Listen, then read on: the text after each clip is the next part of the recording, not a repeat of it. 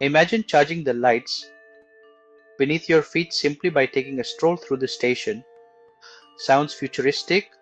The tech is already under our shoes. Kinetic flooring, sometimes called energy harvesting or footfall power flooring, transforms human steps into small bursts of electricity. Inside each tile is a sprung plate linked to a generator. When stepped on, the plate flexes slightly, causing a magnetic system or internal mechanism to produce a brief pulse of electric power. When you step on the tile, it moves down slightly, usually just a few millimeters. That motion drives a small rotor or shifts magnetic plates across copper coils.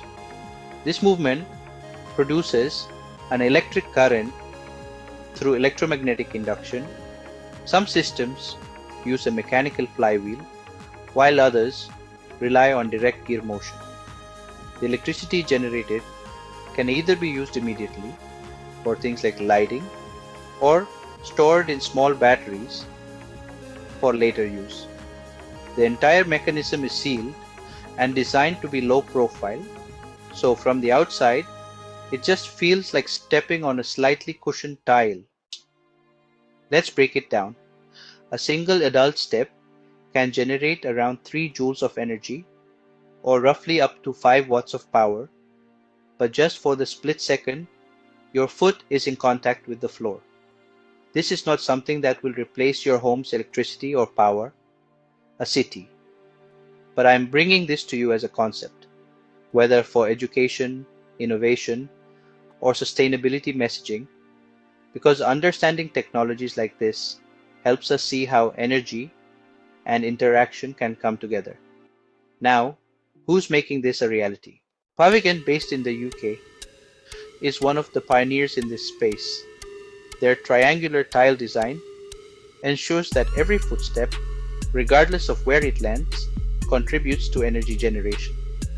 Each step typically produces between 2 to 8 watts, depending on the walker's weight and stride. These tiles have already been installed in places like London's Stratford Station during the 2012 Olympics, Oxford Street of the Future, and even in smart park walkways in Australia and the UK.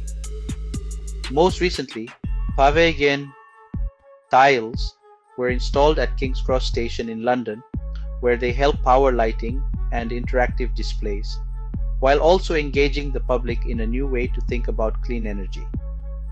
In terms of cost, Pavigan flooring currently ranges from around 55 to 80 pounds per square foot.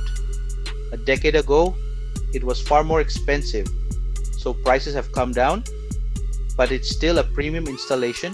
Another company is Energy Floors, based in the Netherlands.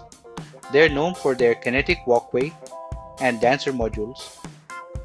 These are square tiles designed for spaces like offices, retail centers, or event venues. Each pedestrian step produces around 2 watts of power, but if someone jumps on it, as on their dance floors, it can spike up to 35 watts. If you're hiring for a short event, pricing usually starts at around 3,000 euros. For permanent setups, a basic installation typically begins from 20,000 euros and goes up depending on the area covered. These floors have been used in interactive events by brands like BMW and Heineken, and are even part of the lobby design at the AFA's headquarters in the Netherlands. In the United States, the city of Cambridge funded a pilot project through public budgeting. They allocated $50,000 to cover a walkway of about 280 square feet, including installation. The electricity generated will be used for educational displays and small-scale outdoor lighting. So, how much power are we really talking about? Let's say there's steady foot traffic, 100 people per minute. In that case, a 10 square meter stretch of kinetic flooring could deliver a peak power output of around 4 to 8 kilowatts. That's enough to power hallway lights, a digital information screen, or a few USB charging ports. Over a full 10-hour day in a busy public space, this could amount to 8 to 15 kilowatt hours of electricity. That's roughly what a kettle uses in 2 weeks. If you're new to my channel, please check out my videos and consider subscribing for more content like this. Thank you for your likes, shares, and subscriptions. Let's pause and talk about economics. The hardware is the biggest cost. Even today, these tiles are 10 to 20 times more expensive than standard flooring like vinyl or ceramic. Installation can add another 20 to 40% since you also need electrical connections and a strong subfloor. In the Cambridge example, labor alone pushed the total cost to nearly $180 per square foot. As for lifespan, most systems are designed to last between 5 and 10 years before needing refurbishment. Some early installations from Energy Floors have run for over a decade without major performance loss. Now, is it worth it? If you're only counting electricity, the payback might not be immediate, but when you consider foot traffic data, education value, brand storytelling, and sustainability messaging, it can be a worthwhile investment, especially for cities or companies looking to make a visible impact.